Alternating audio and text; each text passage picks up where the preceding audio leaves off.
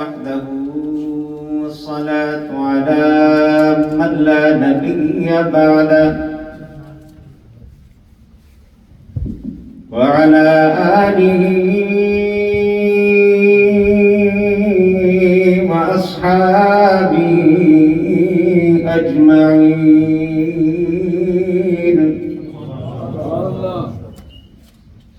أما بعد فأعوذ بالله من الشيطان الرجيم. بسم الله الرحمن الرحيم.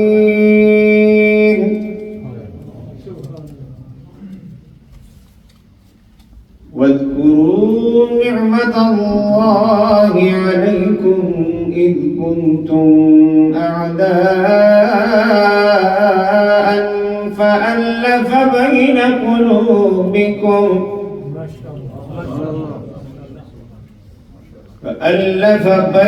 قلوبكم فأصبحتم بنعمته إخوانا. آمنت بالله صدق الله مولانا العظيم وبلغنا رسوله النبي الكريم الأمين ونحن على ذلك لمن الشاهدين والشاكرين والحمد لله رب العالمين.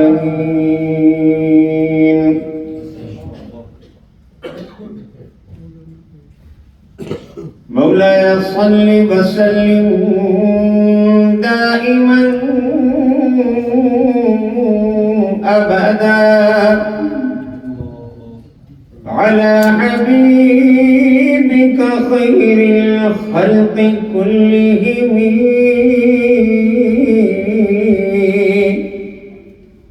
هو الحبيب الذي ترجى شفاعته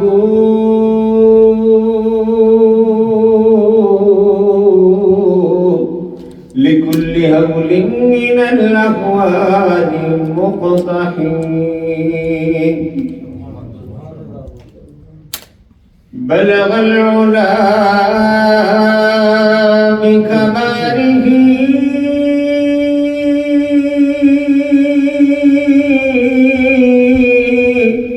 كشف الدجى بجماله حسنت جميع خصاله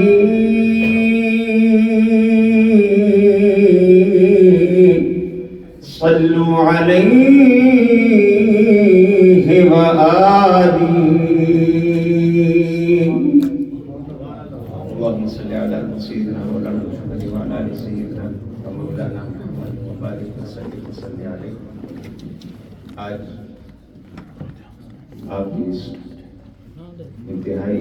بابرکت مرکز عبادت و محبت و الفت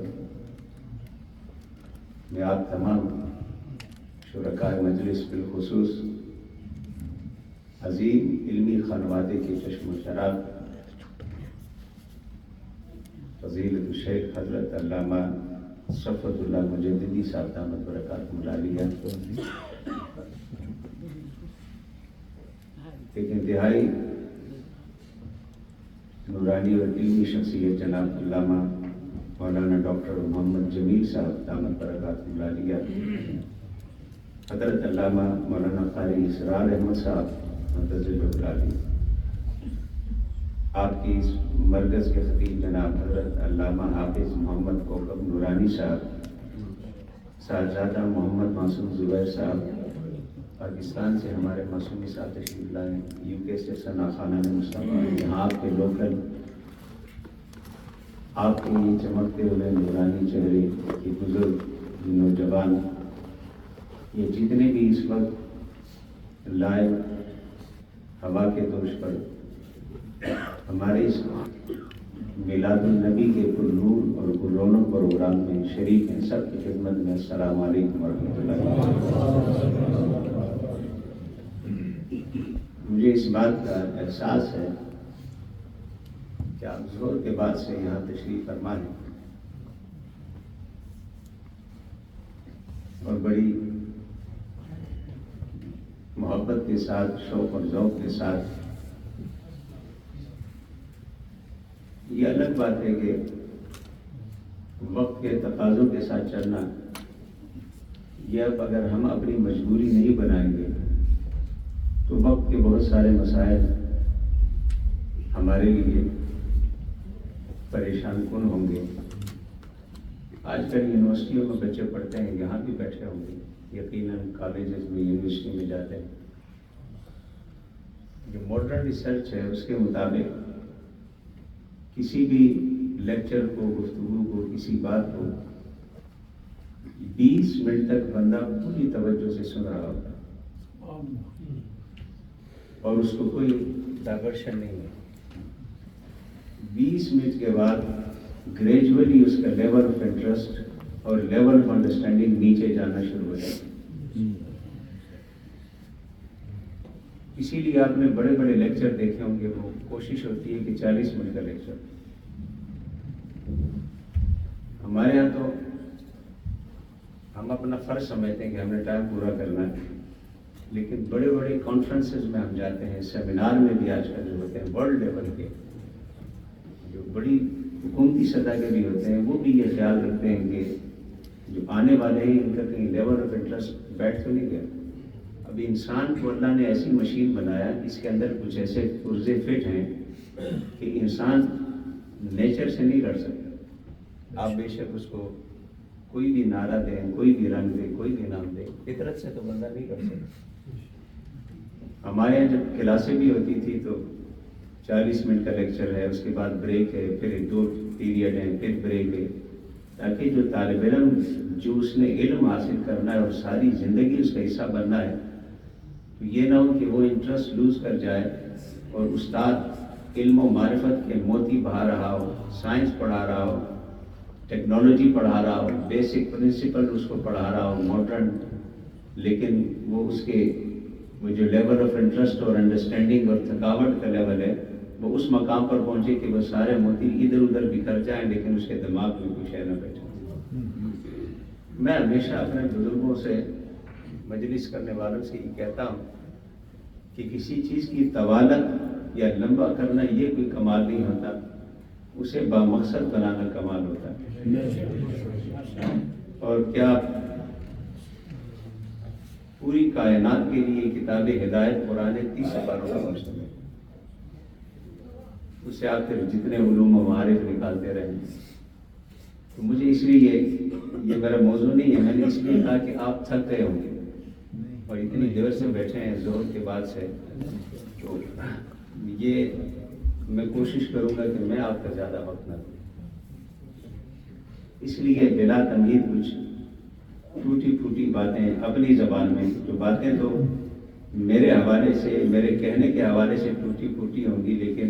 چونکہ ان کا تعلق ذات مصطفیٰ کے ساتھ ہے تو یقیناً اس نسبت کی وجہ سے بڑی اعلیٰ ہے۔ میں نے قرآن مجید کی فرقان حمید کی آیت مبارکہ تلاوت کی۔ یہ سورہ آل عمران 3 نمبر ہے اس کا، ترتیب صحفی میں۔ قرآن مجید میں جو صورتیں ہیں ان کی ترتیب 2 طرح ہوتی ہے، ایک ترتیب نزولی، ایک ترتیب مصحف۔ ترتیب نزولی کہ کب کس وقت نازل ہو گئی اس کے الگ نمبر ہیں، مفسرین کرام نے لکھے ہیں، اور ترتیب مصحف کہ جس طرح آپ صلی اللہ علیہ وسلم نے جہاں جہاں جس کو لکھنے کا فرمایا، جمع کرنے کا فرمایا، جمع سے پہلے آپ نے چونکہ براہ راست یاد کرایا تو لکھا، یاد کرایا، تو وہ جو ترتیب ہے یہ مصحف کی ترتیب ہے جس کے مطابق آپ صلی اللہ علیہ وسلم، پھر صحابہ کرام، پھر آج تک اس کی تلاوت ہوتی ہے۔ تو اس کی صورت نمبر 3 جو مصحف میں ہے اور آیت نمبر غالباً اس کی 103 ہے، اس کی بھی میں نے درمیان سے بات شروع کی، چونکہ اس کے جو پہلا اس آیت کا بھی جو پہلا حصہ ہے وہ خود ایک پورا کا پورا موضوع ہے. تو جہاں سے میں نے تلاوت کی وَاذْكُرُوا نعمت اللہ علیکم، میلاد کی مناسبت سے اور پیغام میلاد کی مناسبت سے آیت کے اس ٹکڑے کا انتخاب کیا. رب کائنات اپنے پیارے محبوب فخر موجودات سید المرسلین رحمت للعالمین سرکار دو عالم صلی اللہ علیہ وسلم کے ذریعے پیغام دے رہا ہے کہ یاد کرو. کنہیں پیغام دے رہا ہے؟ شان نزول کے حوالے سے مفسرین فرماتے ہیں کہ خاص جو یہ خطاب تھا موقع اور محل کے حوالے سے اوس و خزرج کو، جو دو قبائل تھے مدینہ منورہ کے، لیکن حکم کے اعتبار سے یہ قیامت تک کے لیے سب کے لیے. ان کو پیغام دیا کہ یاد کرو نعمت اللہ کی نعمت کو علیکم تم پر. اللہ نے جو تمہیں ایک نعمت دی ہے ذرا اسے تم یاد تو کرو. اب کیسے اللہ نے یاد دلایا کہ تم یاد کرو میری اس نعمت کو جو اللہ نے تمہیں دی کہ اس سے پہلے تم کیا تھے. یہ میں جب بھی بات کرتا ہوں ذکر میلاد کا ہوگا، لیکن ہمیں بار بار ہر ذکر میلاد یاد دلاتا ہے کہ آنے سے پہلے تم کیا تھے، جانے کے بعد تم کیا ہو. اگر یہ نہیں ہے تو پھر میلاد نہیں ہے. تو یہاں رب کائنات یہ سنت الہیہ ہے کہ ہر آنے والے لمحے میں بندے میں ایک تغیر ہو، ایک تبدیلی ہو. فرمائے وَاذْكُرُوا نعمت اللہ علیکم، اللہ کی اس نعمت کو یاد کرو. یاد کرو کہ اس سے پہلے تم کیا تھے. اِذْ كُنْتُمْ أَعْدَاءً، میرے محبوب کے اس لائے ہوئے پیغام سے پہلے، میرے محبوب کے لائے ہوئے اس کلام سے پہلے، میرے محبوب کے لائے ہوئے اس دین سے پہلے تمہیں اپنی حالت یاد ہے، اپنے طور طریقے تمہیں یاد ہیں، اپنی پہچان ہے تمہیں. اِذْ كُنْتُمْ أَعْدَاءً، یہی بستیاں تھیں، یہی شہر تھا، یہی محلے تھے، یہی لوگ تھے، مگر ایک دوسرے کے بدترین دشمن تھے. ایک دوسرے سے تم باہم دست و گریباں تھے، ہر وقت تم آپس میں لڑنے جھگڑنے والے تھے، ایک دوسرے کو قتل کرنے والے تھے. معمولی بات پر تمہاری جنگیں 10 سال 20 سال 40 سال، بلکہ اگر مکے والوں کو دیکھیں تو ایک جنگ 120 سال تک چلی. یعنی معاملہ ایک ہے، لیکن اس کا ضرر، اس کا نقصان، اس کی تباہی، اس کی بربادی اور اس کے مضر اثرات نسلیں بدل جاتی تھی. اور جہالت کا یہ عالم تھا کہ باپ کے ہاں بیٹا ہوا ہے، باپ قتل ہو گیا، ماں نے بیٹے کو لوری سنا دی ہے. ہمارے یہاں بیٹا پیدا ہو گیا پترا تینو ڈاکٹر بنا سا، پترا تینو انجینئر بنا سا، تو جو کوئی دینی ہوگا پترا تینو کوئی چنگا جا عالم بنا سا. تو جو جس کی خواہش ہو تو وہ لوریاں سناتی ہے، خواب دیکھتی ہے ماں، اے میرا پتر بڑا ہو کے اپنے خاندان دا سہارا بنے گا، اے سونا جا ڈاکٹر بنے گا، اے لوگاں دے کم آوے گا، اے بڑا بزنس مین بنے گا. اور خواب دیکھنے میں تو کوئی پابندی نہیں، تو ماں اپنے ماحول کے مطابق خواب دیکھتی ہے کہ میرا بیٹا کیا بنے گا. فرمایا کہ یہ تو تمہاری حالت ہے، لیکن یہ دور جاہلیت بھی یاد کرو جب ماں پیدا ہوئے بچے کو لوریاں دیتی تھی کہ پترا تو بڑے ہو کے پیو دا انتقام لینا ہے، فلانے دا انتقام لینا ہے، قبیلے واسطے لڑنا ہے. یعنی جسے لوری سنائی جاتی تھی کہ بڑے ہو کر تو نے قاتل بننا ہے، بڑے ہو کر تو نے ظالم بننا ہے، بڑے ہو کر تو نے تلوار کو ہاتھ میں لے کر وہ خون ریزی جو کئی سالوں سے ہمارے معاشرے میں جاری ہے، تو نے وہی خون ریزی کرنی ہے. جو تباہی و بربادی کئی گودوں کو اجاڑ گئی، کئیوں کا سہاگ اجاڑ گئی، کئیوں کے گھروں کے آنگن اجڑ گئے. جہاں کبھی رونقیں اور بہاریں تھی وہاں پر اب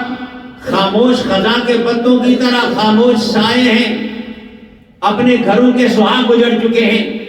ماں نے اپنے جوان بیٹے کھو دیے ہیں، لیکن اتنی بربادی کے باوجود، اتنی تباہی کے باوجود اب بھی ماں کہتی ہے بیٹا جب تو بڑا ہوگا تو نے اس بربادی کا حصہ بننا ہے، تو نے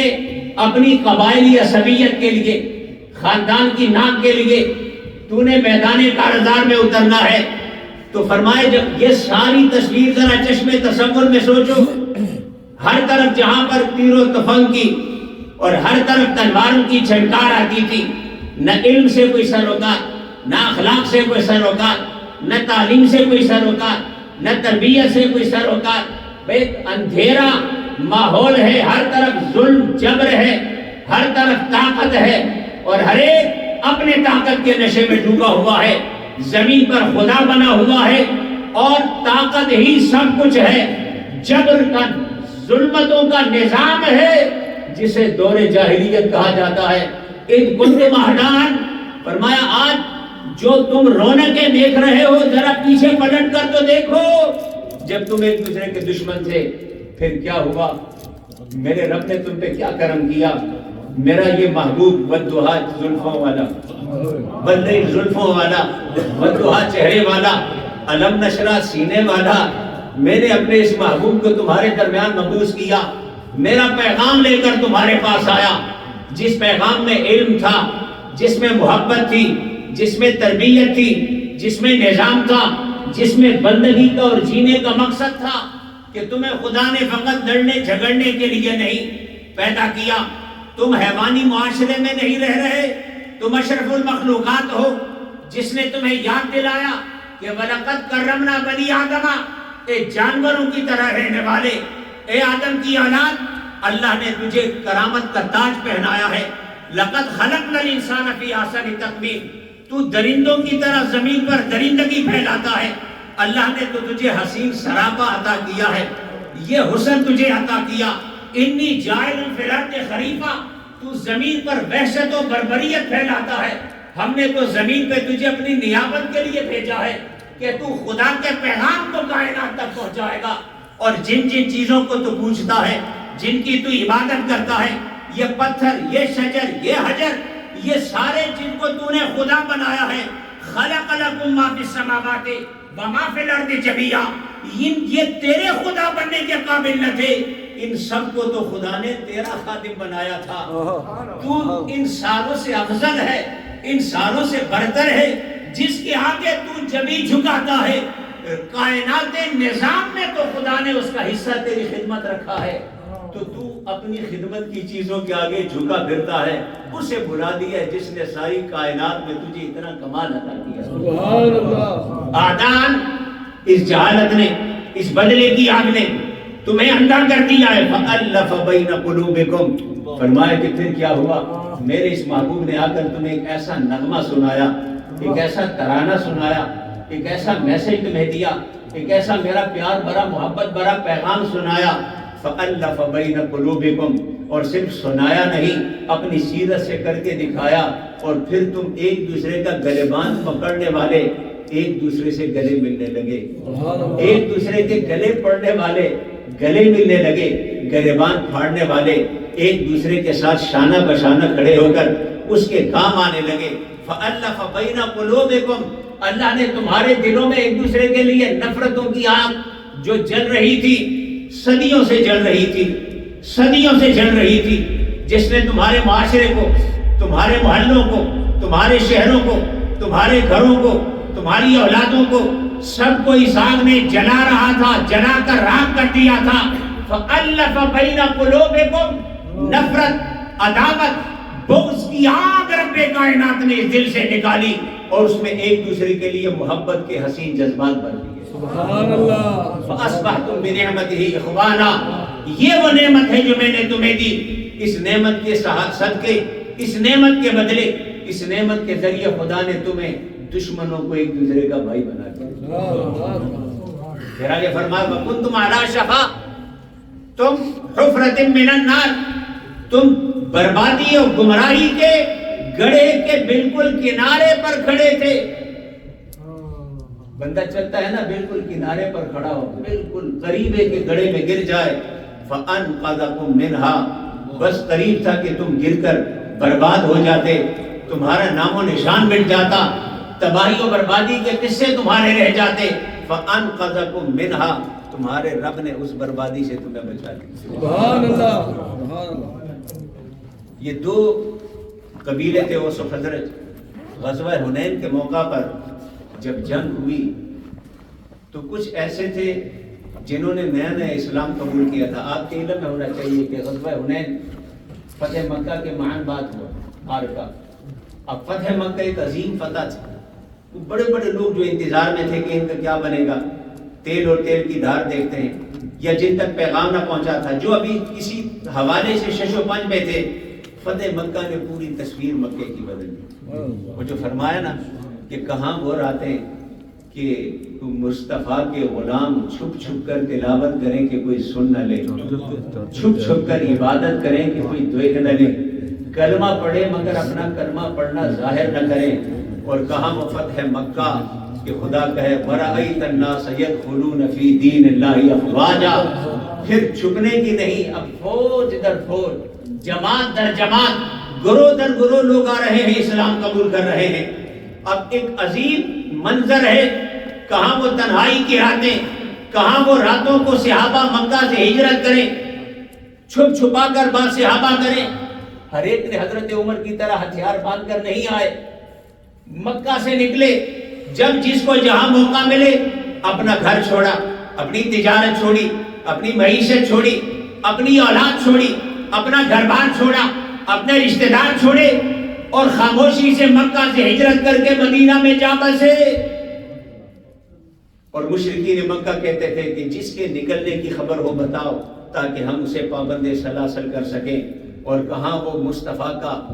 صحابہ کے ساتھ ایک عظیم جلوس جو مکہ کی طرف آ رہا ہے. حضرت عباس نے ابو سفیان کو کیا کہا کہ ذرا دیکھ کس شان سے مصطفیٰ کا جلوس آ رہا ہے, کس شان سے آقا کی سواری آ رہی ہے. اور پھر مکے والے سمجھتے تھے کہ ہم نے تو ان پہ بڑا ظلم کیا, ہم نے تو انہیں ستایا, ہم نے تو ان کے بعض کے جسم کے 2 ٹکڑے کیے, ہم نے کون سا اذیت کا,